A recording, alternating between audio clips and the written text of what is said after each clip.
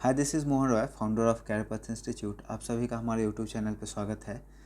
हम लोगों ने 19 मार्च तक के अपने चेतना सत्र के कंटेंट को डिस्कस कर लिया था और आज का जो 20 मार्च का था वो बचा हुआ है।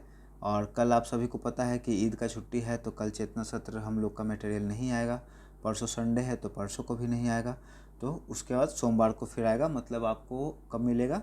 आज डेट का अगर मैं बात करूँ तो आज डेट है हम लोग का 20, ठीक है। 21-22 नहीं आएगा, 23 का हम लोग को फिर मिलेगा।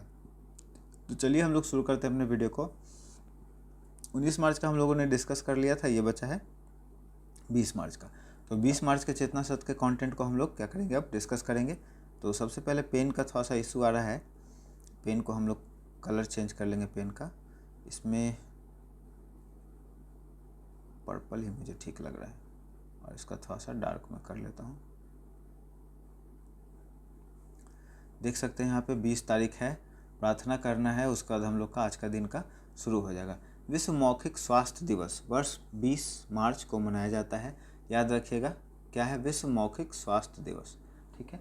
विश्व मौखिक स्वास्थ्य दिवस 20 मार्च को मनाया जाता है। इस दिवस को वैश्विक तौर पर मनाया जाता है जिसका मकसद मुंह की सही सफाई, ठीक है, मुंह की सही सफाई, मुंह से जुड़ी बीमारियों के खतरे को कम करना, अच्छी ओरल हेल्थ से सभी को परिचित कराना है। विश्व मौखिक स्वास्थ्य दिवस याद रखना आपको कब मनाया जाता है, 20 मार्च को।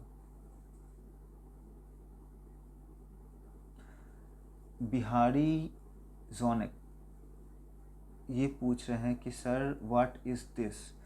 तो मैं बता दूं, ये हम लोग का चेतना सत्र होता है। यहाँ से जूम करके आपको दिख भी जाएगा।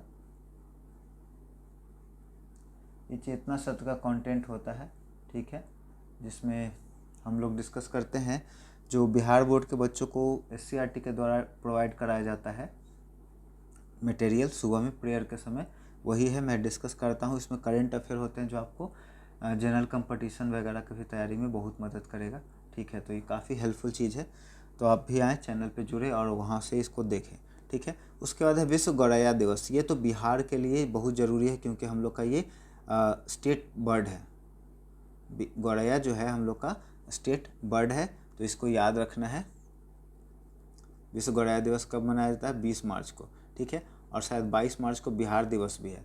तो ये सब आसपास का इवेंट है, आपको याद रखना है। यह दिवस पूरी दुनिया में गौरैया पक्षी के संरक्षण के प्रति लोगों को जागरूक करने के लिए मनाया जाता है। इस छोटे आकार वाले खूबसूरत पक्षी का कभी इंसान के घरों में बसेरा हुआ करता था, लेकिन अब स्थिति बदल गई है। गौरैया के अस्तित्व पर छाए संकट के बादलों ने इसकी संख्या काफ़ी कम कर दी है और कहीं कहीं तो अब यह बिल्कुल दिखाई नहीं देती है। अब बात समझने का ये है कि ये प्रॉब्लम हुआ क्यों। पहले जनरली जो था, लोग खेती के ऊपर डिपेंड करते थे, तो अनाज जब घर में होता था तो ये पक्षी घर में रहा करते थे। अब खेती होना बंद हो गया, छत पे आपका अनाज नहीं है, घर में इधर उधर अनाज नहीं, खरीद के लाते हैं हम लोग और खाते हैं। तो उस वजह से प्रॉब्लम क्या होता है कि इसको खाने के लिए मिल नहीं रहा है खाना। और ये आप और हम सभी लोग इतने खुद में व्यस्त हैं कि हम लोगों को एहसास ही नहीं है कि हम लोगों के एग्जिस्टेंस के वजह से बहुत सारे जीव जंतु विलुप्त हो रहे हैं, मर रहे हैं, है ना। और इस चीज़ का एहसास भी हम लोग को नहीं है, ठीक है। तो उसी में एक हम लोग का ये जो राजकीय पक्षी है जिसको हम लोग बोलेंगे स्टेट बर्ड गौरैया, ये विलुप्ति के कगार पे आ गई है। तो इस पर हम लोग को ध्यान देना है। आगे देखते हैं, आज का विचार में दे रखा है, गुरु नानक देव का एक विचार लिया गया है, अहंकार ज्ञान का विनाशक है। बहुत ही अच्छा। अमृत प्रीतम, लिखना खुद से बात करने का एक तरीका है। बहुत ही बढ़िया बात कहा गया है। अब यहाँ पे कुछ सामान्य ज्ञान के टॉपिक है। विश्व का सबसे बड़ा मरुस्थल कौन सा है? सहारा। कंप्यूटर का दिमाग किसे कहा गया है? CPU।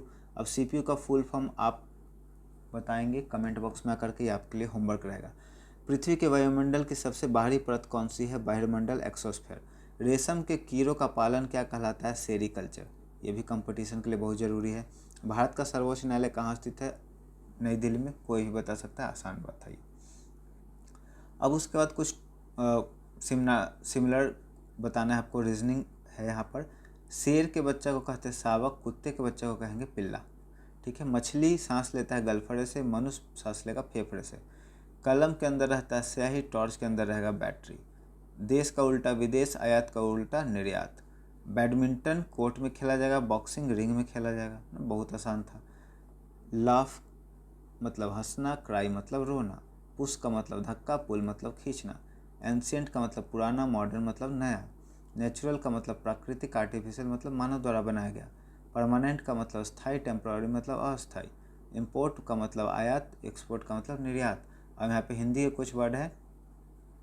पितृ संस्कृत का हिंदी दिया हुआ है पिता, मातृ माता, मयूख किरण, स्वसा वाहन, अंगुष्ठ अंगूठा, भ्रमर भौरा। अब यहाँ पे प्रेरक प्रसंग दे रखा है, ठीक है। प्रेरक प्रसंग में हम लोग देखेंगे, मैरी क्यूरी जब पोलैंड से पेरिस आई तो उनके पास रहने के लिए एक छोटा सा कमरा था जहाँ सर्दियों में पानी जम जाता था। मैरी और उनके पति पियरे क्यूरी ने एक पुराने टूटे हुए लकड़ी के शेड हट में अपनी प्रयोगशाला बनाई। वहाँ न तो फर्श था और न ही छत। बारिश होने पर पानी अंदर टपकता था। वहाँ उन्होंने पिच ब्लेंड नामक खनिज से रेडियम निकालने का काम शुरू किया। वे भारी कड़ाहों में उबलते हुए रसायनों को घंटों तक लोहे की छड़ों से हिलाते रहते थे। यह काम इतना थका देने वाला था कि एक स्वस्थ पुरुष विहार मान ले। 4 साल तक उस धुएं और कड़कड़ाती ठंड में काम करने के बाद एक रात जब वे अपनी लैब में घुसी तो उन्होंने देखा कि कोने में रखे परखनलियों में एक अद्भुत नीली चमक रही है। उन्होंने रेडियम की खोज कर ली थी। मैरी क्यूरी दुनिया की पहली महिला थी जिन्हें नोबेल पुरस्कार मिला, ठीक है, याद रखिएगा। मैरी क्यूरी दुनिया के फर्स्ट लेडी हैं जिनको नोबेल पुरस्कार मिला था। वे दुनिया की एकमात्र व्यक्ति हैं जिन्होंने 2 अलग अलग विज्ञान की शाखाओं भौतिक और रसायन में नोबेल पुरस्कार मिला। सबसे बड़ी प्रेरणादायक बात यह है कि उन्होंने रेडियम का पेटेंट नहीं कराया। वे चाहती तो अरबों रुपए कमा सकती थी, लेकिन उन्होंने कहा रेडियम एक तत्व है, यह पूरी दुनिया का है, इसे बीमारियों के इलाज के लिए इस्तेमाल में होना चाहिए, पैसे कमाने के लिए नहीं। प्रथम विश्व युद्ध के दौरान उन्होंने खुद अपनी कार में एक्सरे मशीनें लगाकर घायलों की मदद की, ठीक है। अब यहाँ पे हम लोग का 9 से 12 के लिए आ जाता है और यहाँ पे हम लोग देखेंगे बाकी सब सिमिलर रहता है। आज का विचार से देखेंगे, जयशंकर प्रसाद का विचार यहाँ पे लिया गया है, जल्दीबाजी में लिए गए फैसले अक्सर पछतावे लाते हैं, ठीक है। उसके बाद आगे देखते हैं समसामयिकी में, सदन के नेता का पदक the speaker of the Knesset medal से फरवरी 2026 में किस भारतीय नेता को सम्मानित किया गया? प्रधानमंत्री नरेंद्र मोदी और किसके द्वारा? इजराइल के द्वारा। ये करंट अफेयर में बहुत ही इंपॉर्टेंट क्वेश्चन है, आपके एग्जाम के लिए काफ़ी हेल्पफुल रहेगा, ठीक है। सदन के नेता का पदक speaker of the Knesset medal किसको दिया गया? नरेंद्र मोदी को। कौन दिया? इजराइल दिया। और कब दिया? फरवरी में दिया। भारतीय वायुसेना का महाअभ्यास वायु शक्ति 2026 कहाँ आयोजित किया गया? पोखरण, राजस्थान में वायु शक्ति के बारे में बात हो रहा है। World para athletic grand prix 2026 में भारत ने कुल कितने पदक जीते? 208। विक्रम 3201 क्या है जो हाल ही में खबरों में रहा? भारत का पहला स्वदेशी 32 बिट माइक्रो प्रोसेसर। ये भी इंपॉर्टेंट है, आपका करंट अफेयर का क्वेश्चन है। उसके बाद आगे समान ज्ञान है, संधारित्र कैपेसिटर की धारिता का मात्रक क्या है? फैराडे। लेंज का नियम के सिद्धांत पर आधारित है, ऊर्जा का संरक्षण के सिद्धांत पर। बहुत इंपॉर्टेंट क्वेश्चन। टिंडल प्रभाव किस प्रकार के विलयन में देखा जा सकता है? कोलाइडल विलयन में। विटामिन B12 में कौन सी धातु मौजूद होती है? कोबाल्ट। ये भी बहुत ज़्यादा इंपॉर्टेंट क्वेश्चन है। वी कोशिकाएं और टी कोशिकाएं कहाँ बनती है? अस्थि मज्जा, ठीक है। यहाँ पे हिंदी का वर्ड है अर्घ का मतलब सूर्य, अर्घ मतलब पूजा का जल, अस्सी मतलब तलवार, अस्सी मतलब श्रुति सम भिन्नार्थक शब्द करके इसको कहते हैं। सुनने में, बोलने में, देखने में एक जैसा है लेकिन उसका अर्थ अलग अलग होता है ना। इति मतलब समाप्ति, इति मतलब दैवीय आपदा, उत्पल मतलब कमल, उपल मतलब ओला पत्थर, कलुष पाप गंदगी, खुलिस मतलब व्रज कठोर, नॉकडाउन गिरा देना, ले डाउन नियम बनाना, लिव अप टू उम्मीदों पर खरा उतरना, लुक फॉरवर्ड टू बड़ी उत्सुकता से इंतजार करना, मेक ऑफ किसी खास दिशा में बढ़ना। अब यहाँ पे बिहार विशेष कुछ है जो ज़रूरी है, देख लेते हैं। बिहार के पुरापाषाण काल के अवशेष कहाँ मिले हैं? तो मुंगेर और नालंदा। नवपाषाण काल के अवशेष बिहार में कहाँ से मिला है? चिरांद। चिरांद बहुत ज़्यादा आपका इम्पोर्टेंट है, याद रखिएगा चिरांद में। बराबर की पहाड़ियों में अशोक ने कितनी गुफाएं बनवाई थी? 4, ये भी जरूरी है। लौरिया नंदनगढ़ क्यों प्रसिद्ध है? अशोक स्तंभ के लिए।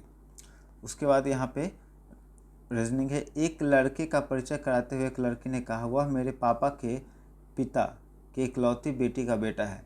लड़की का लड़का के साथ क्या रिश्ता है? भाई का। एक तस्वीर की ओर इशारा करते हुए विकास ने कहा वह मेरे दादा के इकलौते बेटे की बेटी है। ठीक है। विकास का तस्वीर वाली लड़की के साथ क्या संबंध है? दादा के बेटे मतलब उसके पापा के इकलौती बेटी है ना, तो वो उसका भाई हो गया, ठीक है। तो यही हमारा कंटेंट था। मुझे उम्मीद है आपको ये हमारा प्रयास काफ़ी अच्छा लगा होगा। अगर वीडियो पसंद आया हो तो वीडियो को लाइक करें, दोस्तों और परिवार के सदस्यों के बीच में ज़रूर शेयर कर दें, और अगर हमारे चैनल को आप सपोर्ट करना चाहते हैं तो चैनल को सब्सक्राइब कर दें। Thank you so much.